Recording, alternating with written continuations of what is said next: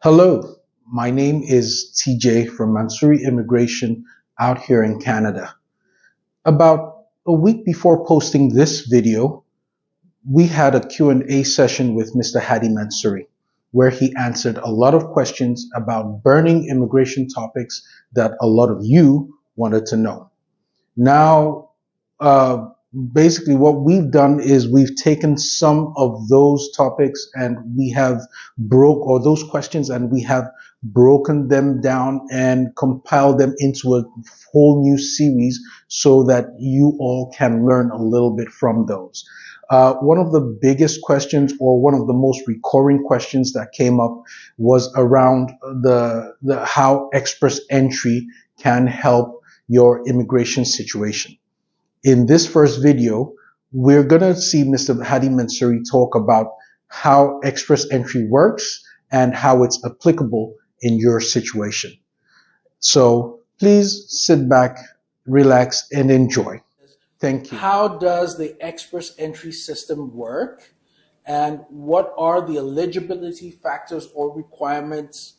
And what other streams are available to Nigerians or Senegalese who wish to immigrate to Canada? Okay, for sure. So starting with the end of your question, there are currently no particular treaties between Canada and Senegal or Nigeria that would otherwise facilitate, if you will, easier immigration to Canada. However, this doesn't mean that immigration is necessarily more difficult than other nationals. It's just that there are no specific treaties. You will be treated as in accordance with the general rules of immigration. So how express entry works is that back in the day, before 2015, Canada had a federal skilled worker program. The federal skilled worker, there was a pointing system that was quite simple. Points were allocated to your age, level of experience, years of experience, level of education, language proficiency, if you had a job offer, if you have relatives in Canada. And the pointing grid was from 0 to 100. And as long as the combination of your points in your application was at 67 or above, you would be able to make your application and eventually get your visa and come to Canada and become a permanent resident. We also had another program that was called Canadian Experience Class. It was also a very simple program.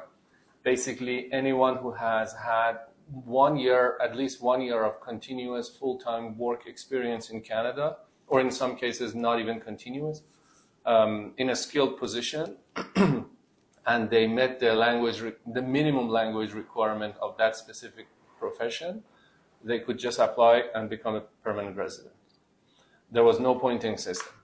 There was another program called Provincial Nominee Programs, whereby the federal government, in addition to hosting its own immigration programs, allocates a different quota to various provinces in Canada so that each province has a number of applications that they can approve per year.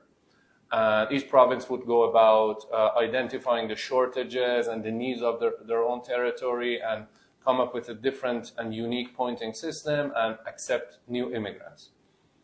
There was a fourth program that was for skilled trades, people with experience and education in trades such as plumbing, electricians, etc.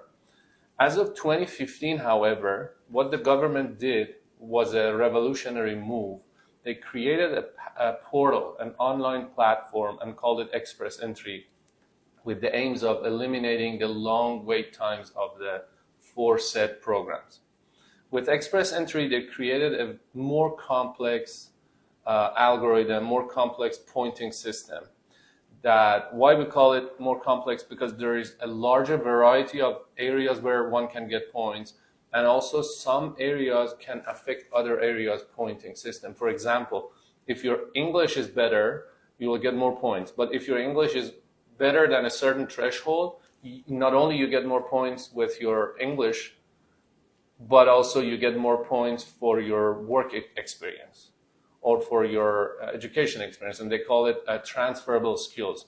They believe that if your English or French are higher than a certain threshold, you're more likely to transfer your skills and education to the Canadian labor market. So what happens is that all these applicants have to first meet the requirements of the said program. For example, I'll go back to the federal skilled worker program. One has to meet the more than 67 points out of 100 from that 6 selection factors and enter the express entry. Or the other applicant is a Canadian experienced class applicant. They have already met the basic requirements. So now everybody goes into express entry portal. And the government, every now and then, used to be every 2 weeks. Now it becomes a little stretched or sometimes more frequent. They come look into the pool of candidates that are in the pool with different points and issues a limited number of invitations to people with obviously higher scores. And every time they do so, they also announce the lowest point that was invited this time. And that lowest point is a benchmark for us to see and calculate your points and see whether you qualify to have a good chance of being invited from the express entry pool. And what happens when you're invited, you receive a formal invitation to apply, and then you can apply according to the checklist and the criteria, come up with all the required documentation and evidence to prove the points that you have claimed in your online registration. And if you satisfy the officer that in online registration, you have mentioned criteria, eligibility criteria, qualifications for yourself that you can also prove with a backup with hard evidence, then you will receive your. The goal was originally to process all of this application within 6 months. It's longer these days. We are looking at between 6 months to a year and a half, in some cases even more.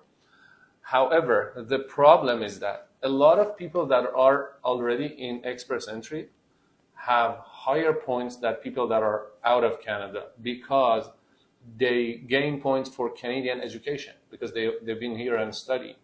They gain points, for example, for Canadian work experience. Or some people gain points for having the support and sponsorship of a Canadian employer, which we call a formal job offer.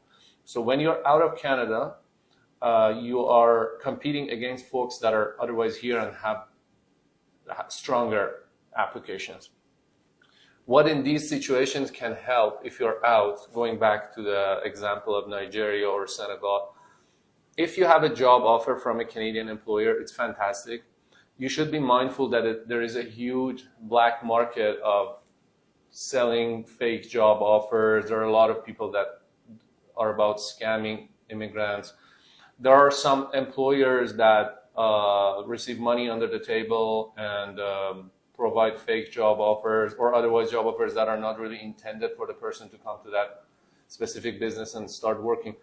You should avoid all these circumstances, but if you have somehow managed to establish a relationship with a Canadian employer through your resume, through connections that you may have here, maybe someone has a business here that you know them and you express your interest in working for them, they will have to go and do their best for recruiting in Canada. If they can't find a Canadian or a permanent resident that can fulfill that position, they can offer it to you.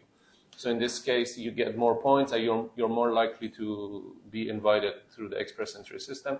Otherwise, you can always apply and come to Canada and study in one of our educational institutions to, again, going back to the in Canada examples, gain more points, not only for your education, but also because after educating here, you will be entitled to between 1 to 3 years of open work permit for seeking jobs.